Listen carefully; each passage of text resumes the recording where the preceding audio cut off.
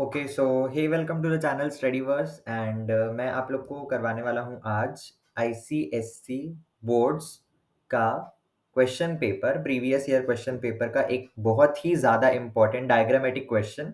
ठीक है, जो आपका आई गेस 5 मार्क्स वाले पे आएगा। ठीक है, इसके मार्क्स डिस्ट्रीब्यूशन इसमें लिखा नहीं है, पर ये आई गेस लॉन्ग आंसर का ही है। तो ये आपका बहुत ही ज़्यादा इंपॉर्टेंट क्वेश्चन लगा मुझे, तो मैंने इसको लिया है। ये आई गेस पीवाईक्यू 2018 या 2019 का ये क्वेश्चन है।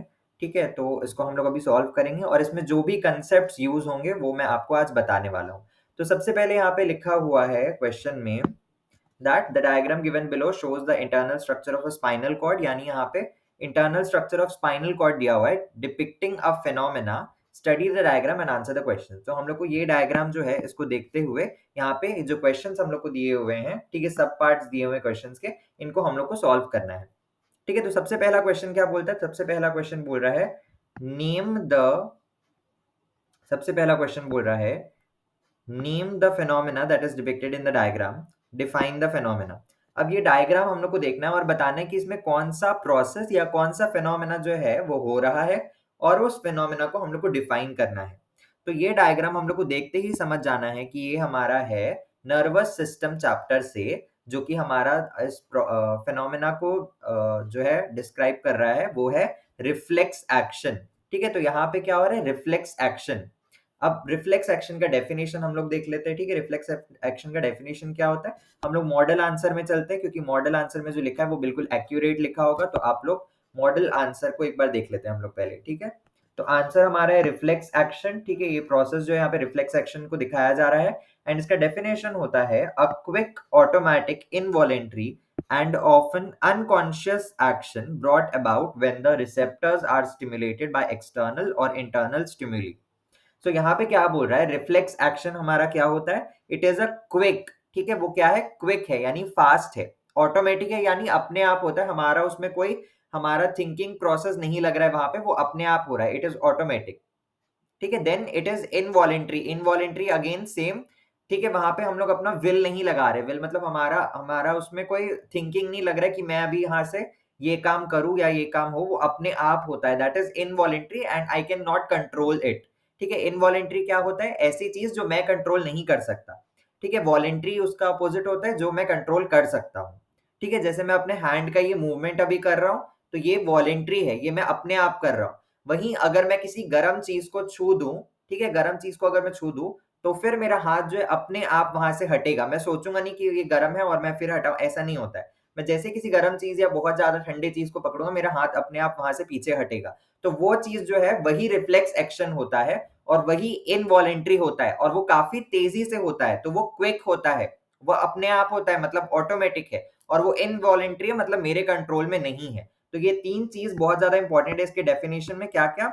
कि इट इज क्विक, ठीक है, sorry, it is quick, it is automatic and it is involuntary. ये तीन चीजें मेंशन करनी है आपको इसके डेफिनेशन में।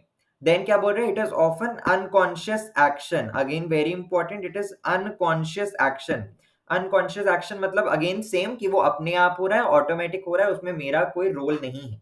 ठीक है, then it is brought about when the receptors are stimulated. अब हमारे जो भी हमारे जैसे अगर मैं हैंड की बात करूं हमारे, तो उसमें जो भी नर्व्स आ रही हैं, नर्व एंडिंग्स यहाँ पे होती है और नर्व एंडिंग्स में प्रेजेंट होते हैं रिसेप्टर्स।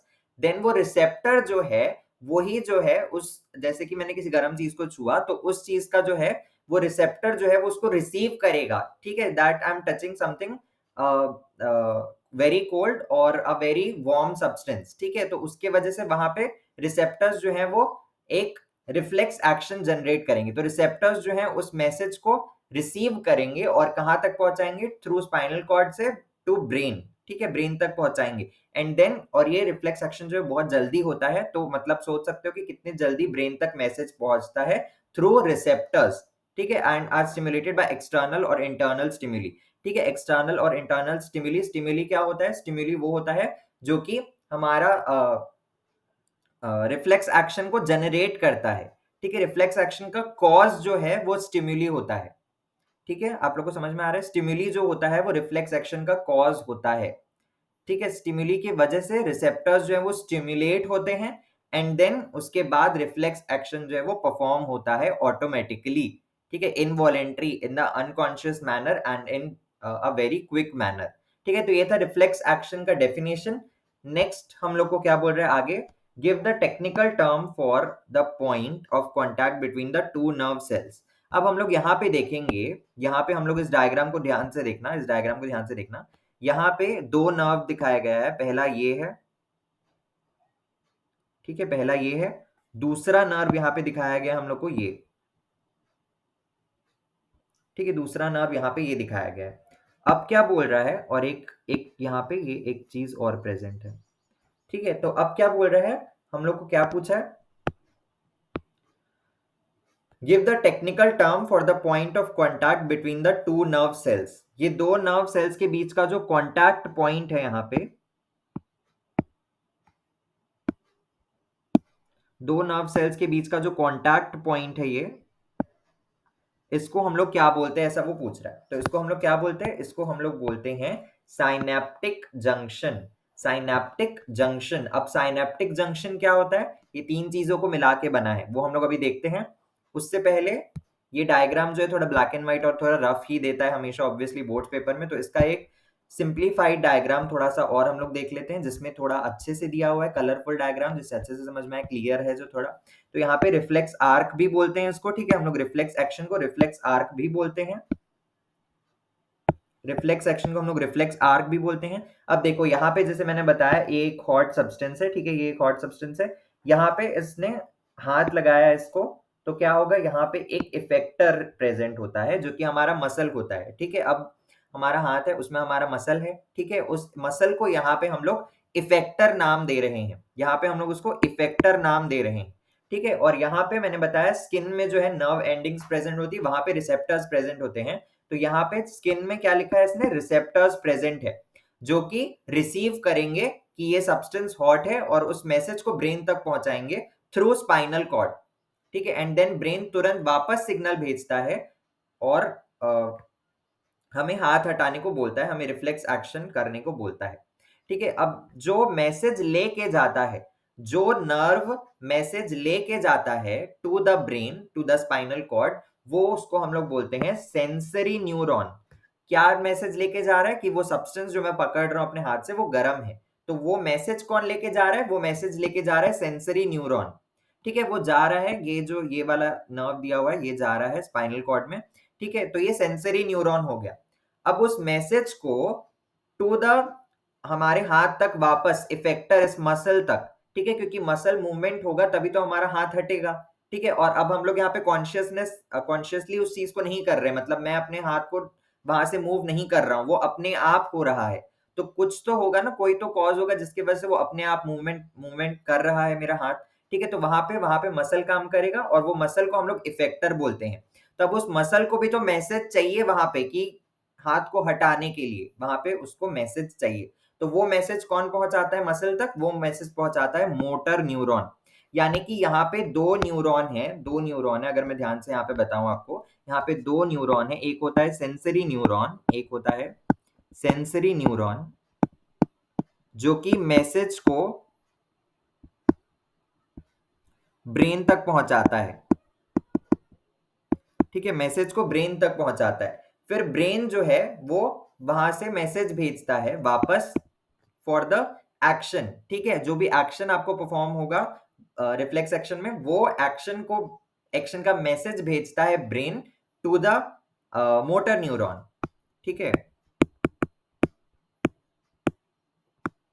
देन मोटर न्यूरॉन जो है वो रिस्पॉन्सिबल है to carry the message to the effector and cause action, ठीक है। अब मोटर न्यूरॉन जो है वो इफेक्टर तक मैसेज पहुंचाएगा।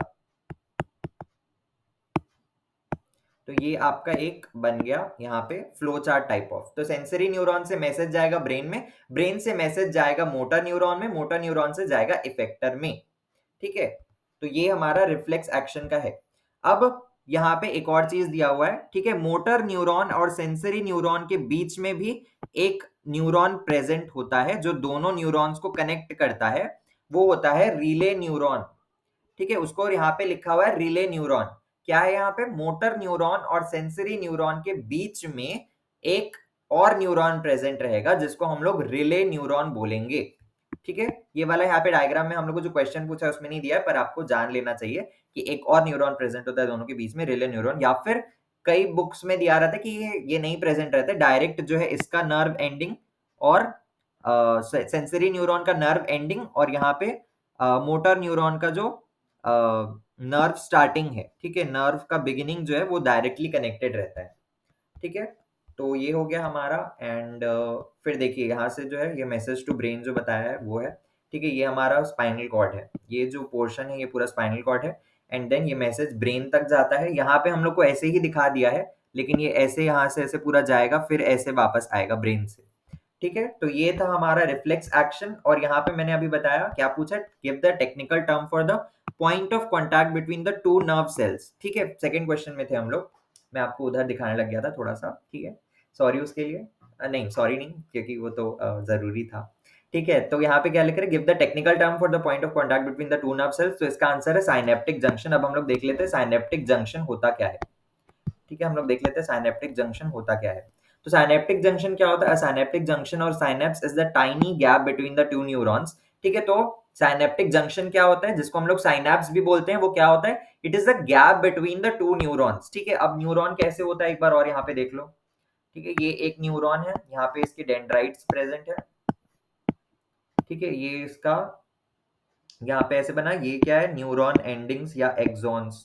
ठीक है, न्यूरॉन एंडिंग्स या एक्सॉन, ये हमारा है नर्व 1। ठीक है, अब क्या होगा, अब क्या होगा, अब दूसरा न्यूरॉन लेंगे, दूसरा न्यूरॉन, ये उसके डेंड्राइट्स हैं। ठीक है, ये उसका एक्सॉन है या नर्व एंडिंग्स है। अब ये जो है यहाँ पे जो जगह बच रही है, यहाँ पे ये जो जगह बच रही है, यही हमारा क्या होता है, यही हमारा साइनैप्स होता है। यही हमारा साइनैप्स होता है, या फिर हम लोग इसको साइनैप्टिक जंक्शन भी बोलते हैं। क्या बोलते हैं, साइनैप्टिक जंक्शन। तो ये क्या हो गया, ये मैं आपको बताना चाह रहा था कि दो न्यूरॉन के बीच में जो जगह होती है उसी को हम लोग बोलते हैं साइनैप्स या synaptic junction. A synaptic junction और synapse is the tiny gap between, it's the tiny gap between the two neurons where communication occurs. ठीक है, फिर उसके बाद उसका ओवरव्यू दिया गया, स्ट्रक्चर दिया हुआ है। अब स्ट्रक्चर में क्या होता है, यहाँ पे तीन चीजें होती है, एक साइनैप्टिक जंक्शन में तीन चीजें होती है। क्या होता है, पहला होता है pre synaptic neuron, the neuron that sends the signal. ठीक है, it connects the synaptic vesicles filled with neurotransmitters. ठीक है, then there is a synaptic cleft, जो कि होता है the small gap between the pre synaptic and the post synaptic neurons. Then there is a postsynaptic neuron, the neuron that receives the signal. It has receptors on its surface on which neurotransmitters bind. तो ये definition आप लोग को मैंने read कर दिया, सिर्फ आपको समझ में आएगा, लेकिन मैं समझा रहा हूँ। ठीक है, क्या है, तो क्या है, क्या है, क्या है, प्री साइनेप्टिक, एक हम लोग को टर्म मिला प्री साइनेप्टिक न्यूरॉन, एक टर्म मिला पोस्ट साइनेप्टिक न्यूरॉन, एक टर्म हम लोग को क्या मिला, साइनेप्टिक क्लेफ्ट, साइनेप्टिक क्लेफ्ट। तो जो सेंसरी न्यूरॉन मैंने यहाँ पे बताया, जो मैसेज लेके जा रहा है ब्रेन तक, यही हमारा क्या होता है, यही हमारा होता है प्री साइनेप्टिक नर्व। यही हमारा प्री साइनेप्टिक नर्व होता है। यानी जो रिफ्लेक्स एक्शन हो रहा है, वो उसका कॉज, जो मेन जो मैसेज लेके जा रहा है ब्रेन तक, वही हमारा क्या होता है, सेंसरी न्यूरॉन। मोटर न्यूरॉन क्या कर रहा है, मोटर न्यूरॉन जो है वो लेके आ रहा है message from the brain to the effector muscle. तो मोटर न्यूरॉन क्या है, ये पोस्ट साइनेप्टिक नर्व है, पोस्ट साइनेप्टिक नर्व। अब इन दोनों के बीच में जो यहाँ पे जगह रहता है, ये दोनों बीच के न्यूरॉन में, दोनों न्यूरॉन के बीच में एक एक नर्व एंडिंग और एक नर्व बिगिनिंग, इन दोनों के बीच में जो जगह बची रहती है वो होता है साइनेप्टिक क्लेफ्ट। तो अभी देखो इसका बहुत ज्यादा डिटेल रहता है। ठीक है, आप लोग 12th क्लास में और पढ़ेंगे कि कैसे वो मैसेज जो है एक नर्व के एंडिंग से दूसरे नर्व के बिगिनिंग में, ठीक है, या फिर दूसरे नर्व के डेंड्राइट्स में कैसे जाता है, जो केमिकल बेस्ड रहता है, ठीक है, हार्मोनल बेस्ड रहता है, तो वो बहुत ज्यादा डीप हो जाएगा। अभी आपको बस जानना है कि मैसेज जो है वो ट्रांसफर होता है from sensory neuron to motor neuron, और दोनों के बीच में प्रेजेंट होता है synaptic cleft. Synaptic cleft present होता है। साइनेप्टिक क्लेफ्ट क्या है? दोनों के बीच का गैप जो है उसको साइनेप्टिक क्लेफ्ट बोलते हैं। ध्यान से समझो, ठीक है? और उसी को हम लोग साइनैप्स भी बोलते हैं। साइनेप्टिक क्लेफ्ट या फिर साइनैप्स या फिर साइनेप्टिक जंक्शन, ये तीनों सेम चीज है। मैं बार बार बोल रहा हूं, ध्यान से सुन लो प्लीज प्लीज। नेक्स्ट क्या बोल रहे हैं? Name the parts number 1 2 3। यहाँ पे हम लोग को कुछ दिया हुआ है यहाँ पे, ठीक है? हम लोग को 1 2 और 3 को अब नेम करने बोल रहा है। सो फर्स्ट मैंने बता दिया आप लोग को, फर्स्ट क्या है? जो लेके आ रहा है, ठीक है? फर्स्ट फर्स्ट लेके आ रहा है, हाँ फर्स्ट लेके आ रहा है। फर्स्ट नर्व जो है यहाँ पे आप लोग को देखने को मिलेगा, ये सरफेस से लेके आ रहा है, ठीक है? ये देखना यहाँ पे आप लोग को कैसे समझना है इसको, देखो, क्योंकि यही डायग्राम आपको देगा। यही डायग्राम और जूम नहीं हो रहा है, आई एम सॉरी, ठीक है? इतना ही मैक्सिमम जूम है, तो मैं थोड़ा सा इसको और छोटा कर लेता हूँ इसको। नहीं, 2 में ही ठीक रहेगा, हाँ। तो देखो, अब यहाँ पे हम लोग ध्यान से देखेंगे अगर, तो आप लोग को कैसे देखना है यहाँ पे, तो आप लोग बोलोगे कि ये दोनों ही जो है नर्व एंडिंग्स दिखाया गया है, तो आपको कैसे समझ में आएगा कि कौन सा सेंसरी है और कौन सा मोटर न्यूरॉन है? तो आपको यहाँ पे क्या देखना है, ये वाला जो है, फर्स्ट वाला अगर मैं बोलूँ, ठीक है, ये हमारा, यही जो है हमारा क्या है? सेंसरी न्यूरॉन है। क्यों है सेंसरी न्यूरॉन? मैं इसको क्यों सेंसरी न्यूरॉन बोल रहा हूँ? क्योंकि अगर आप लोग देखेंगे कि इसके जो एंडिंग्स है, ये यहाँ पे सरफेस, जो हमारा सरफेस है उसको ही टच कर रहा है। हमारा जो सरफेस है उसी को बस टच कर रहा है, ठीक है? क्योंकि सरफेस से वो मैसेज ले रहा है, तो सेंसरी न्यूरॉन। और जो हमारा मोटर न्यूरॉन रहेगा, जो कि सेकंड नंबर पे है, सेकंड नंबर है मोटर न्यूरॉन। तो मोटर न्यूरॉन जो है उसको मैसेज जो है वो पूरा पहुंचाना है, ठीक है? मैसेज जो है पूरा पहुंचाना है अपने मसल्स तक, तो वो अंदर है, ठीक है? आप लोग को अंदर का दिख रहा है क्या, कि नर्व्स आपके अंदर जो है वो आपको दिख रहे हैं क्या? नहीं दिख रहे हैं। मैं यहाँ से ऐसे टच करूंगा तो मैं यहाँ से बोल सकता हूँ कि यहाँ पे सेंसरी न्यूरॉन प्रेजेंट है, जो कि किसी हॉट सब्सटेंस को पकड़ेंगे तो वहां पे से मैसेज कंडक्ट होगा। मैसेज कंडक्ट होगा, मेरे ब्रेन में पहुंचेगा कि ये गर्म चीज है, मैं तुरंत हटाऊंगा, और वो तुरंत हटाऊंगा तो ब्रेन जो मैसेज भेजेगा वो अंदर ही अंदर वहां पे नर्व्स में भेजेगा, और वो मेरे मसल्स के अंदर में भेजेगा, इफेक्टर को भेजेगा। तो यहाँ पे आप लोग देख सकते हैं कि ये अंदर तक गया हुआ है, यहाँ पे ये सेल्स दिए हुए हैं, और ये इसके जो नर्व एंडिंग्स है वो अंदर तक गए हुए हैं। तो वो जो अंदर तक गया रहेगा वो नर्व जो है वो मोटर न्यूरॉन होगा, और जो यहाँ पे सरफेस पे आपको दिखेगा वो रहेगा सेंसरी न्यूरॉन। ध्यान से समझ लो यार प्लीज, ध्यान से समझ लो। सेंसरी न्यूरॉन, मोटर न्यूरॉन हो गया, ठीक है? थर्ड नंबर पे आपको देखने को मिलेगा, थर्ड नंबर पे जो है वो हमारा ग्रे मैटर है। थर्ड नंबर पे जो है वो है grey matter with the central canal of spinal cord. Grey matter with the central canal of spinal cord. तो मैंने आप लोगों को बताया ये जो स्ट्रक्चर है पूरा आपका, ये जो है स्पाइनल कॉर्ड है, ठीक है? ध्यान से समझ लो, ये जो है ये क्या है? स्पाइनल कॉर्ड है। इसके बीच में जो ये बटरफ्लाई शेप का आपको दिख रहा है यहाँ पे, दिखला है, दिखला नहीं है, दिख रहा है, ठीक है? सॉरी, फंबल हो गया, ठीक है? तो ये आपको बटरफ्लाई शेप का जो दिख रहा है यहाँ पे, इसके अंदर यहाँ पे आप लोग को ब्लैक ब्लैक जो दिख रहा है, इसको हम लोग बोलते हैं ग्रे मैटर। इसको हम लोग बोलते हैं ग्रे मैटर। और बाकी जो आपको ये पोर्शन दिख रहा है, ये दूसरे कलर से बनाता हूँ, ये पोर्शन जो आप लोग को दिख रहा है, ये जो बच रहा है यहाँ पे, ठीक है? जो बटरफ्लाई वाला स्ट्रक्चर है उसके आउटसाइड पे जो भी पूरा पोर्शन बच रहा है व्हाइट व्हाइट, उसको हम लोग बोलते हैं व्हाइट मैटर। व्हाइट मैटर और grey matter, very important, very important, very important. तो सेंसरी न्यूरॉन समझ में आ गया, मोटर न्यूरॉन समझ में आ गया। अब हम लोग देखते हैं ग्रे मैटर। और मैंने एक और क्या बोला? मैंने बोला व्हाइट मैटर, मैंने बोला grey matter and white matter. यहाँ पे फोर्थ क्वेश्चन अब आ जाते हैं हम। फोर्थ क्वेश्चन क्या बोल रहे हैं? How does the arrangement of neurons in the spinal cord differ from that of the brain? अब देखो, न्यूरॉन्स जो है वो स्पाइनल कॉर्ड में भी प्रेजेंट है और वो ब्रेन में भी प्रेजेंट है। स्पाइनल कॉर्ड से ही मैसेज जाता है टू द ब्रेन, और स्पाइनल कॉर्ड से ही वापस आता है मैसेज फ्रॉम द ब्रेन। मेरे वर्ड्स को समझो अच्छे से। स्पाइनल कॉर्ड के थ्रू जाता है message to the brain, brain से मैसेज आता है through spinal cord from the brain. Very important, ठीक है? Very important. मैं एक बार यहाँ पे इसको बना देता हूँ, मेरे को लग रहा है नहीं समझ में आ रहा है। यहाँ पे स्पाइनल कॉर्ड है, यहाँ से मैसेज जाएगा, ठीक है, टू द ब्रेन। मैसेज को मैं एम लिख देता हूँ, टू द ब्रेन, और ब्रेन से मैसेज वापस भी आएगा तो वो थ्रू द स्पाइनल कॉर्ड ही आएगा, ठीक है? आप लोग को समझ में आ गया? तो यहाँ पे आप क्या बोल रहे हैं? न्यूरॉन्स के अरेंजमेंट को समझाओ, ठीक है, in the spinal cord and in the brain. दोनों में न्यूरॉन्स प्रेजेंट है लेकिन दोनों में डिफरेंस होता है। अब ये न्यूरॉन्स जो है वो कहाँ प्रेजेंट होते हैं, जो मैंने अभी बताया, in the grey matter and in the white matter, sorry, ठीक है। तो क्या कहाँ प्रेजेंट है neurons, in the grey matter and in the white matter. अब उन दोनों का अरेंजमेंट जो है ग्रे मैटर और व्हाइट मैटर का, ये दोनों डिफर करते हैं in both spinal cord and in the brain. अब इसका एक सिंपल डायग्राम यहाँ पे आप लोग को बहुत अच्छे से समझ में आ जाएगा, और कुछ समझना है नहीं इसमें, ठीक है। ये आपको स्पाइनल कॉर्ड का डायग्राम दिख रहा है एक, और ये आपको एक ब्रेन का डायग्राम दिख रहा है।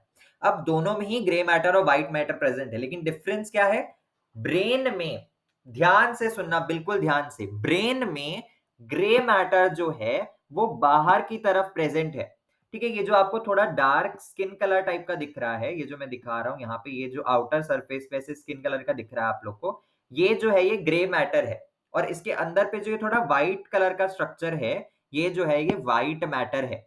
यानी ब्रेन में ग्रे मैटर जो है वो आउटसाइड है, ठीक है, आउटसाइड है, और व्हाइट मैटर जो है वो इनसाइड है। वहीं स्पाइनल कॉर्ड की अगर मैं बात करूं, तो स्पाइनल कॉर्ड में आप लोग देख सकते हैं कि व्हाइट मैटर जो है यहाँ पे बाहर वाला पोर्शन है, व्हाइट मैटर जो है वो बाहर वाला पोर्शन है, यानी आउटसाइड है, ठीक है। वहीं स्पाइनल कॉर्ड, वहीं ग्रे मैटर जो है, ग्रे मैटर जो है वो अंदर की तरफ प्रेजेंट है। ये जो बटरफ्लाई शेप स्ट्रक्चर है, इसके अंदर जो है ग्रे मैटर होता है, और ग्रे मैटर जो है वो इनसाइड है। तो दोनों में क्या डिफरेंस हो गया, क्या डिफरेंस हो गया कि grey matter is present outside and white matter is present inside in the brain, and white matter is present outside and gray matter is present inside in the spinal cord. Very important। बच्चे इसमें confuse हो जाते हैं कि कौन सा अंदर है कौन सा बाहर है, क्या है, ऐसे करके कंफ्यूज हो जाते हैं। लेकिन ये डायग्राम आप लोग देख लीजिए, ये डायग्राम अगर आप लोग देख लेंगे तो आप लोग का पूरा कंसेप्ट क्लियर हो जाएगा, ठीक है। अब हम लोग देख लेते हैं एक बार कि ग्रे मैटर आखिर होता क्या है और व्हाइट मैटर आखिर होता क्या है। तो यहाँ पे दोनों को हम लोग ध्यान से देखेंगे। तो ग्रे मैटर क्या होता है, इसका कॉम्पोजिशन क्या होता है, it contains neuron cell bodies, dendrites and unmyelinated axons, ठीक है। तो बेसिकली न्यूरॉन्स ही प्रेजेंट होते हैं, नर्व्स ही प्रेजेंट होते हैं, कहाँ, ग्रे मैटर में, ठीक है। न्यूरॉन सेल बॉडीज रहेंगे, डेंड्राइट्स रहेंगे और अनमाइलिनेटेड एक्सॉन्स रहेंगे। तो grey matter consist of nerve cells. हम लोग को क्वेश्चन में क्या बोला है, describe the arrangement of neurons in the spinal cord and in the brain and how they are different, ठीक है। तो वो लोग डिफरेंट कैसे हैं, मैंने आपको बता दिया कि ग्रे मैटर जो है वो बाहर रहेगा इन the brain, and white matter जो रहेगा अंदर रहेगा इन the brain, and grey matter is found inside in the spinal cord and outside, white matter is found outside in the spinal cord। थोड़ा सा कंफ्यूजन हो रहा होगा आई गेस, थोड़ा सा वर्ड्स फंबल हो रहे हैं, आई एम एक्सट्रीमली सॉरी। अगर आप लोग को नहीं समझ में आएगा, मैं एक बार और पूरा बता दूंगा। आप लोग प्लीज कमेंट में लिख देना कि आप लोग को टीचिंग जो है मेरी समझ में आ रही है कि नहीं, क्योंकि मैं थोड़ा शायद जल्दी बोल देता हूँ, या कुछ चीजें फंबल हो जाती है, ठीक है, या फिर मैं कुछ चीजें ज्यादा बार बार रिपीट कर देता हूँ। मैं रिपीट इसलिए करता हूँ ताकि आपको तुरंत लर्न हो जाए, ठीक है। मैं इसीलिए ही रिपीट करता हूँ बार बार सेम चीजें, पर कई बार जो है थोड़ा सा सेंटेंस नहीं बन पाता है, ठीक है। मैं धीरे धीरे करके इस चीज को सुधारने की कोशिश करूंगा। आप लोग को कुछ भी डाउट आता है तो प्लीज कमेंट सेक्शन में पूछिए। अब फंक्शन क्या दिया हुआ है ग्रे मैटर का, it is responsible for processing and interpreting information in the brain. अब ऑब्वियसली नर्व सेल्स प्रेजेंट है, तो इसका काम क्या होगा, प्रोसेस इंटरप्रेटिंग द इन्फॉर्मेशन। जो भी इन्फॉर्मेशन होता है ब्रेन में जाता है, उस चीज को ये प्रोसेस करता है, ठीक है। It handles function such as muscle control. Muscle control को ये ऑब्वियसली हमने अभी देखा कि मसल हमारा कंट्रोल हो रहा है, तो मसल कंट्रोल, सेंसरी परसेप्शन जैसे कि देखना और सुनना, ठीक है। मेमोरी के लिए भी रिस्पॉन्सिबल है, इमोशंस के लिए रिस्पॉन्सिबल है, एंड डिसीजन मेकिंग के लिए भी रिस्पॉन्सिबल है। तो इसमें से समझाने जैसा कुछ नहीं, आप लोगों को समझ में आ रहा होगा साफ साफ। इसका लोकेशन मैंने बताया, found in areas like cerebral cortex, जो कि हमारा आउटर लेयर ऑफ ब्रेन होता है, वहां पे प्रेजेंट होता है, हमने देखा। सेरेबेलम में प्रेजेंट होता है और स्पाइनल कॉर्ड में भी प्रेजेंट होता है। वहीं व्हाइट मैटर की अगर मैं बात करूं, white matter is made up of myelinated axons, ठीक है। Axons covered with a fatty substance called the myelin. यहाँ पे हमने देखा ग्रे मैटर भी नर्व सेल्स होते हैं ग्रे मैटर में भी, और व्हाइट मैटर में भी नर्व सेल्स होते हैं। तो दोनों में डिफरेंस क्या है, ग्रे मैटर में यहाँ पे साफ लिखा हुआ है अनमाइलिनेटेड एक्सॉन्स। अनमाइलिनेटेड एक्सॉन्स का क्या मतलब है, एक्सॉन्स में जो एक माइलिन शीथ आती है, माइलिन शीथ जो है वो कवर्ड रहती है, ठीक है। ये जो हमारा मैंने नर्व बनाया था यहाँ पे, ये डेंड्राइट्स हो गए इसके, ठीक है। अब ये जो है ये इसका कवर्ड रहता है कई बार माइलिन से, ये एक्सॉन है पूरा हमारा, ठीक है। तो ये जो है मैंने ऑरेंज कलर से बनाया, ये जो है ये माइलिन होता है, इसको हम लोग माइलिन शीथ बोलते हैं, माइलिन शीथ। तो कई बार क्या होता है, कुछ न्यूरॉन्स में माइलिन शीथ प्रेजेंट होता है, कुछ न्यूरॉन्स में नहीं होता है। तो ऐसे न्यूरॉन्स जिनमें माइलिन शीथ होगा वो प्रेजेंट होंगे व्हाइट मैटर में, और ऐसे न्यूरॉन्स जिनमें माइलिन शीथ नहीं होगा, अनमाइलिनेटेड होंगे, वो प्रेजेंट होंगे कहाँ? वो प्रेजेंट होंगे ग्रे मैटर में। ठीक है, व्हाइट मैटर में वापस आ जाते हैं। इसका फंक्शन क्या है? It is responsible for transmitting signal between different parts of the brain and between the brain and the spinal cord. ठीक है, ब्रेन्स के ही डिफरेंट पार्ट्स में जो है ये मैसेज को ट्रांसफर करता है and also transfers message between brain and spinal cord. The myelin sheath enhances the speed and efficiency of electrical signal transmission. अब यहाँ पे माइलिन शीथ का रोल दे दिया गया, ग्रे मैटर में माइलिन शीथ प्रेजेंट नहीं है, तो वो थोड़ा मैसेज जो है वो स्लो कंडक्ट करेगा, मैसेज को स्लो ट्रांसफर करेगा। लेकिन व्हाइट मैटर में क्योंकि माइलिन शीथ जो है वो प्रेजेंट है, इस वजह से क्या हो जाएगा, स्पीड और एफिशिएंसी जो है बढ़ जाता है, किसका? Of the transfer of message, और द इलेक्ट्रिकल सिग्नल का ट्रांसमिशन जो है उसकी स्पीड बढ़ जाती है। ये कहाँ पाया जाता है? It is found beneath the grey matter and in the brain and surrounds the grey matter in the spinal cord. ठीक है, ये ब्रेन में जो है वो ग्रे मैटर है, उसके नीचे पाया जाता है व्हाइट मैटर, और स्पाइनल कॉर्ड में कहाँ पाया जाता है? It is surrounded, surrounds the grey matter, ठीक है, इन द स्पाइनल कॉर्ड। यानी व्हाइट मैटर बाहर रहेगा, ग्रे मैटर अंदर रहेगा इन स्पाइनल कॉर्ड। ठीक है, और व्हाइट मैटर अंदर रहेगा, ग्रे मैटर बाहर रहेगा इन द ब्रेन। नेक्स्ट हम लोग को लास्ट क्वेश्चन क्या बोल रहे हैं? Mention two ways by which spinal cord is protected in our body. कोई दो ऐसे तरीके बताइए जिससे स्पाइनल कॉर्ड जो है हमारा बॉडी में प्रोटेक्टेड रहता है। तो स्पाइनल कॉर्ड हमने देखा है, स्पाइनल कॉर्ड कहाँ प्रेजेंट रहता है? It is present inside the vertebral column. Vertebral column हमारा क्या है? जो कि हमारा जो, जिसको हम लोग हिंदी में बोलते हैं रीढ़ की हड्डी। ठीक है, हिंदी में हम लोग बोलते हैं रीढ़ की हड्डी, जो कि होता है वर्टिब्रल कॉलम। ठीक है, जो कि हमारा बैकबोन होता है, बैकबोन होता है, उसके अंदर हमारा स्पाइनल कॉर्ड प्रेजेंट होता है। और किस किस चीज से प्रोटेक्टेड है वो भी हम लोग देख लेते हैं। तो यहाँ पे हम लोग को, यहाँ पे क्या लिखा हुआ है? वर्टिब्रल कॉलम मैंने बता दिया, जो कि हमारा बैकबोन है। Then there is a protective layer called the meninges, and then there is a fluid which is present between the meninges and is called the cerebrospinal fluid. तो इन तीन चीजों से जो है हमारा स्पाइनल कॉर्ड प्रोटेक्टेड रहता है। अब इन चीजों को हम लोग थोड़ा सा देख लेते हैं, थोड़ा सा ही है, लास्ट है ये, आप लोग देख लीजिए। वर्टिब्रल कॉलम क्या होता है? It is a structure also known as the spine और द बैकबोन। ठीक है, वर्टिब्रल कॉलम को हम लोग स्पाइन भी बोलते हैं या फिर हमारा बैकबोन भी बोलते हैं। इसके अंदर ही हमारा जो है स्पाइनल कॉर्ड प्रेजेंट होता है। अब इसमें क्या होता है? It is composed of 33 vertebrae stacked on top of each other. हमने देखा है कि हमारा जो बैकबोन है वो कुछ इस तरीके से रहता है, कुछ इस तरीके से रहता है। ठीक है, तो इनमें जो एक यूनिट है इसको हम लोग क्या बोलते हैं? वर्टिब्रे। ठीक है, इसमें जो एक यूनिट है उसको हम लोग बोलते हैं वर्टिब्रे। तो ऐसे ही 33 वर्टिब्रे के लाइन से, जो कि एक दूसरे के ऊपर स्टैक्ड है, स्टैक्ड है मतलब एक दूसरे के ऊपर रखे हुए हैं। ठीक है, on the top of each other. तो 33 वर्टिब्रे मिलके जो है हमारा वर्टिब्रल कॉलम बनाते हैं, जिसमें से क्या होता है? 5 रीजन। ये आपका स्केलेटल सिस्टम वाला चैप्टर आ गया। स्केलेटल सिस्टम भी बहुत ज्यादा इंपॉर्टेंट है। ठीक है, स्केलेटल सिस्टम वाला चैप्टर में दिया होगा, आपने पढ़ा होगा, वो यहाँ पे भी काम आ रहा है। तो यहाँ पे 5 रीजन होते हैं। अब 33 वर्टिब्रे को हमने 5 रीजन में डिवाइड कर दिया, जिसमें 7 जो है वो सर्विकल होते हैं, देन 12 थोरैसिक होते हैं, देन 5 लुम्बार होते हैं, एंड द 5 फ्यूज जो है वो सैक्रल होते हैं, और एक लास्ट जो है कॉक्सिजियल आता है। ठीक है, कॉक्सिजियल, जो कि 4 फ्यूज्ड होते हैं। ठीक है, नेक्स्ट इसका फंक्शन क्या होता है स्पाइनल कॉर्ड का? It protects the spinal cord, जो हमने मेन हमारा जो रीजन है जो हम लोग पढ़ रहे हैं जिसके लिए, it protects the spinal cord, it supports the head. ठीक है, हमारा हेड जो है वो इससे स्टेबल रहता है। Provides N attachment point for ribs and muscles. हमारा जो रिब्स जो है वो भी बैकबोन में ही अटैच रहता है। ठीक है, और जो मसल्स फिर उसके ऊपर अटैच रहते हैं, तो ये इसके लिए भी काम आता है वर्टिब्रल कॉलम। देन मेनिंजेस क्या होते हैं? There are 3 protective membranes that surround the brain and the spinal cord. meninges क्या होते हैं? they are protective membrane। ठीक है, प्रोटेक्टिव लेयर होते हैं, ये 3 लेयर होते हैं। ठीक है, ये 3 प्रोटेक्टिव लेयर होते हैं जो कि हमारे ब्रेन और स्पाइनल कॉर्ड में प्रेजेंट होते हैं। अब इनके जो 3 टाइप है उसको देख लेते हैं हम लोग। meninges जो है मैंने बताया कि it is a 3 protective membrane, यानी 3 लेयर होते हैं। कौन कौन से 3 लेयर होते हैं ये भी बहुत ज्यादा इंपॉर्टेंट है।